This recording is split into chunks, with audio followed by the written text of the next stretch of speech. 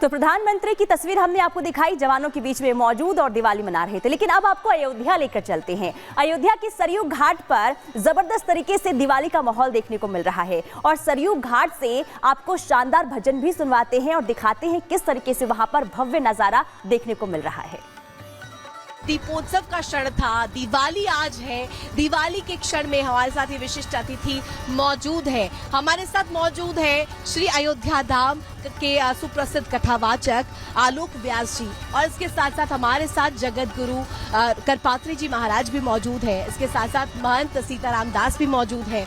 सबसे उनकी राय मांगेंगे, लेकिन शुरुआत में करना चाहूंगी व्यास जी। देखिए, जिस तरीके से कहा जाता है कि 7 कांड होते हैं रामायण में, आपकी तो विशिष्ट, आप सभी भजन गाते हैं।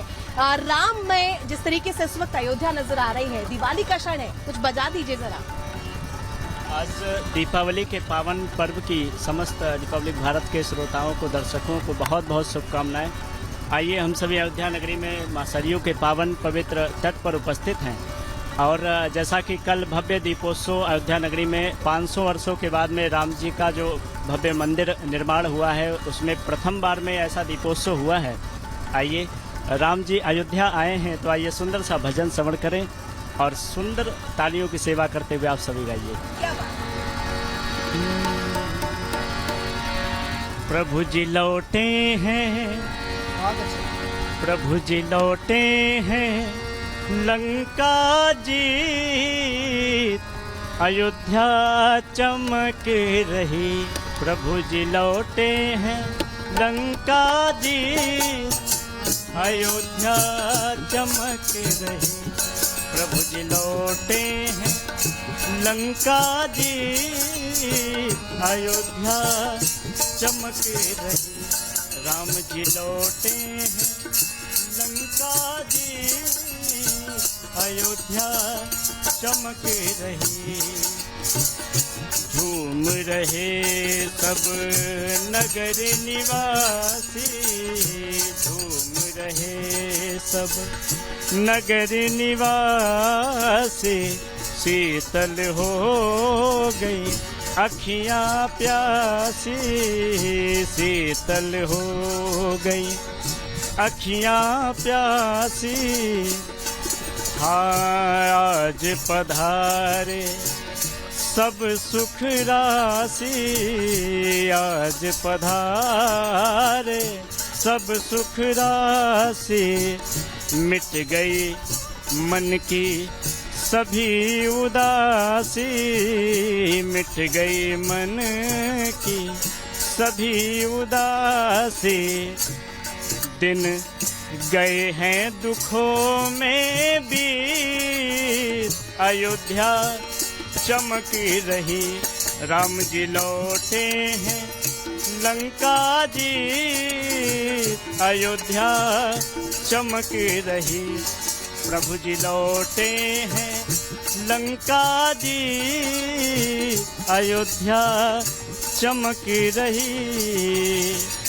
जोई सुने तो, जब राम जी आए अयोध्या नगरी में तो जो भी सुनता था महाराज, हाँ, जोई सुने सो धावत आवत, जोई सुने सो, सब दौड़ करके आ रहे हैं। जोई सुने सो धावत आवत, प्रभु दर्शन को अति सुख पावत, प्रभु दर्शन को अति सुख पावत।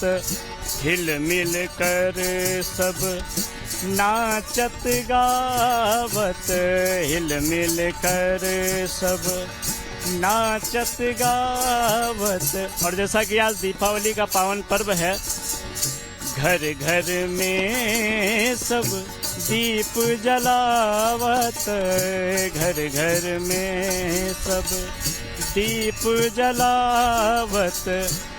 हाँ, ऐसी रही प्रभु से प्रीत अयोध्या चमक रही। राम जी लौटे हैं लंका जी, अयोध्या चमक रही। मंगल साज सजे घर घर में, पूजा पात्र लिए कर कर में, पूजा पात्र चले आरती करन के काज, अयोध्या चमक रही। बिल्कुल, और देखिए अयोध्या तो चमक रही है, बहुत खूबसूरत लग रही है।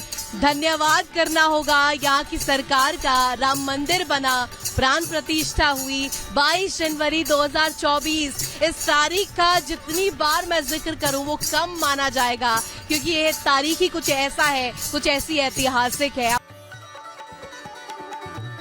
अयोध्या में साधु संतों के साथ रिपब्लिक भारत की टीम ने बटेंगे तो कटेंगे बयान पर भी बातचीत की। क्या कुछ कहा, देखिए। महाराज जी, मुख्यमंत्री जी से संवाद हुआ। ये बटेंगे तो कटेंगे जो ये बयान है, क्या मायने आप लोग समझे? जब बात हुई तो क्या मायने समझे आप इसको? इसका ये मतलब है कि सनातनियों को एक होना अनिवार्य है, नहीं होगा तो वास्तविक छटेगा और कटेगा, ये तो पक्का है।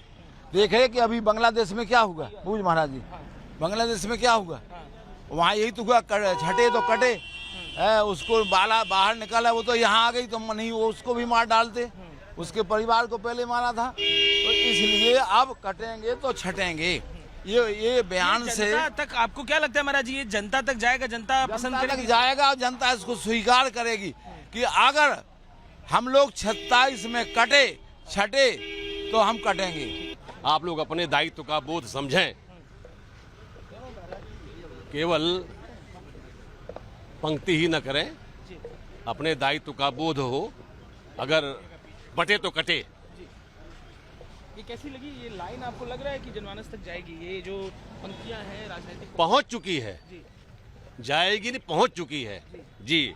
और सही बात है, संघे शक्ति कलोजुगे, संघ में शक्ति है।